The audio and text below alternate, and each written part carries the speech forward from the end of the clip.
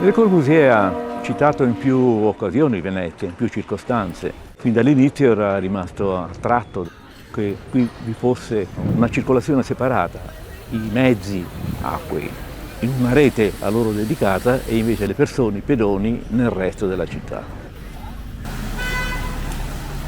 Lo ha sempre considerato un caso straordinario e anche un esempio di città moderna, nel senso che questa separazione dei percorsi è poi anche divenuta uno dei punti fondamentali della progettazione, soprattutto dei centri delle città moderne, delle città contemporanee.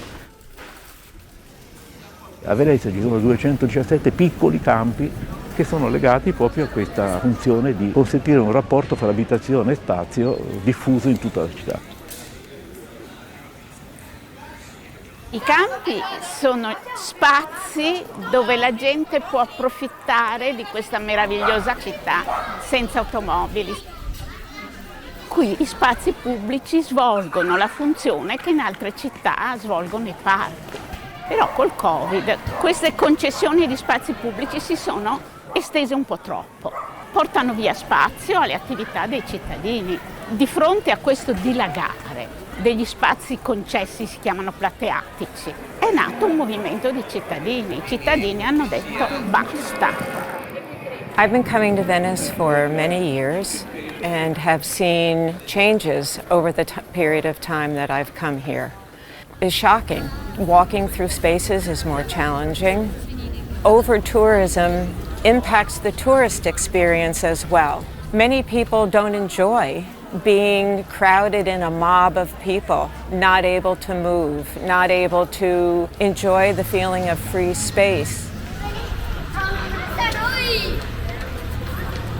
Sta succedendo che molti di questi spazi subiscono una trasformazione d'uso molto cospicua e molto problematica e anche dannosa, e cioè l'incremento del turismo, le visite a Venezia sempre più frequenti e la quantità di persone che dalla mattina alla sera percorrono questa città hanno indotto molti degli esercizi pubblici, bar, ristoranti eccetera, a spostare all'aperto i luoghi della consumazione.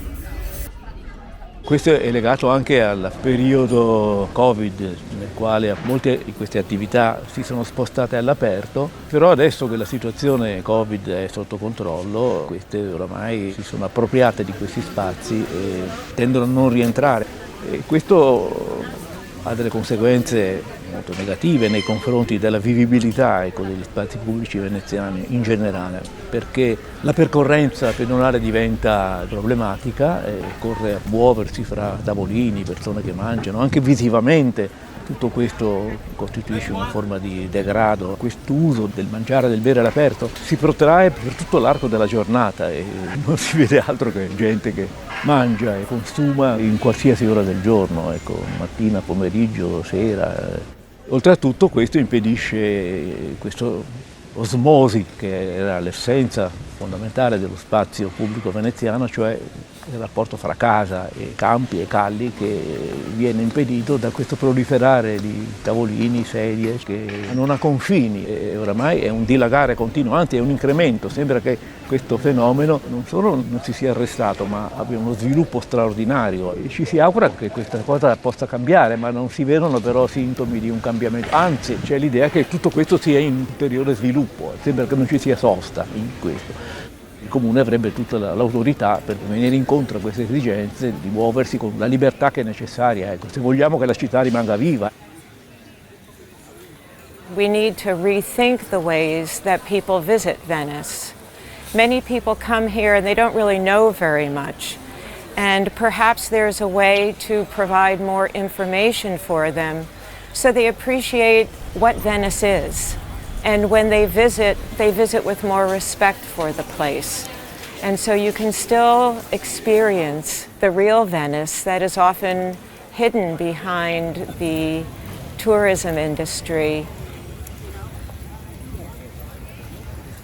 Il nostro movimento, senza fare la guerra ai bar, ritiene che siano dilagati troppo, che finita l'emergenza Covid si debba ritornare alla situazione precedente, che in ogni caso concessioni eventuali debbano essere negoziate non solo con le categorie economiche interessate, ma con tutti i cittadini. Noi ci rivolgiamo a tutti gli amici di Venezia che sono in tutto il mondo perché ci aiutino a tutelare di questa città non solo i monumenti, ma la qualità della vita che chi torna a Venezia spesso conosce molto bene, perché Venezia continui a essere una città dove si vive bene, perché sostengano la nostra lotta contro chi questa città la vuole solo consumare.